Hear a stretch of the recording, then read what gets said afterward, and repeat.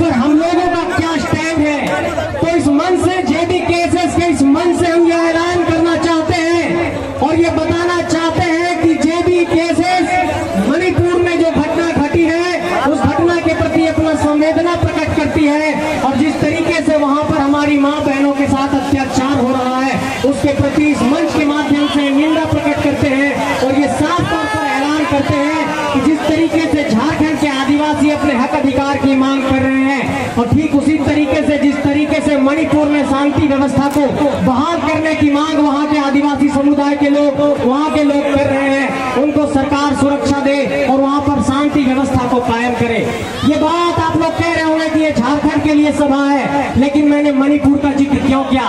मेरे साथियों, हम लोग यहाँ से पूरे देश को एक संदेश दे रहे हैं कि झारखंड के मूलवासी और आदिवासी जाग गए हैं और झारखंड के तमाम इलाकों में ये जो आंदोलन चल रहा है इसने सिर्फ झारखंड के ही राजनीतिक सत्ता को ही नहीं पूरे देश को एक संदेश दिया है, पूरे दुनिया को एक संदेश दिया है कि झारखंड के 20-30 साल के नौजवान पूरे झारखंड में आंदोलन करके यहाँ की धरती को हिला दिए हैं और यहाँ की सत्ता को हिला दिए हैं। लेकिन मैं ये कहना चाहता हूँ मेरे साथियों, आप लोगों को कुछ बिंदुओं पर गौर करना होगा।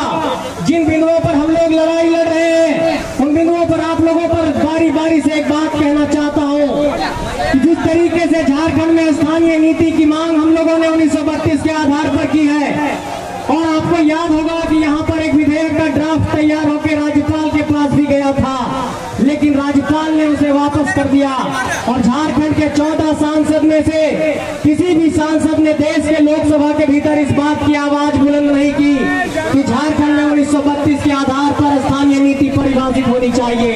इसका मतलब इस बात पर भी आपको चिंता करना होगा कि जब हमारा विधेयक बन करके राज्यपाल के पास जाता है, जब 9वीं अनुसूची में हमारे विधेयक को शामिल करने की बात आती है तो केंद्र सरकार उसे शामिल नहीं करती है। इसका मतलब जितना दोषी यहाँ पर सरकार है उतना ही दोषी केंद्र की भी सरकार है। किसी एक को दोष नहीं, दोनों के दोष पर हम लोगों का पर्दा हटाना होगा। साथियों, एक बात और आप सबसे कहना चाहते हैं कि ये तो हमारा स्थानीय नीति का बात हुआ, लेकिन हम ये कहना चाहते हैं यहाँ से कि जब नियोजन नीति बनती है तो न्यायालय भी उसे रद्द कर देता है।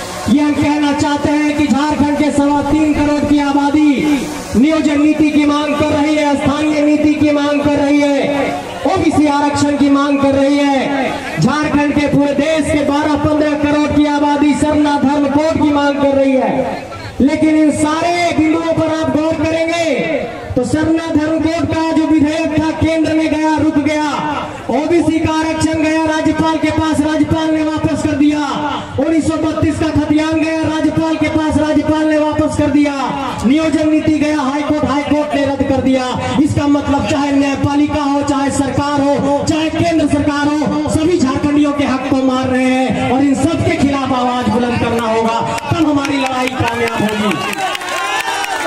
और एक बात और कहना चाहते हैं, इन तालियों की गड़गड़ाहट के बीच एक बात का ऐलान करना चाहते हैं कि ये आवाज अब नहीं रुकेगी। ये आवाज झारखंड के 32,623 गांवों तक पहुंच गई है। ये इनकलाब अब नहीं रुकेगा।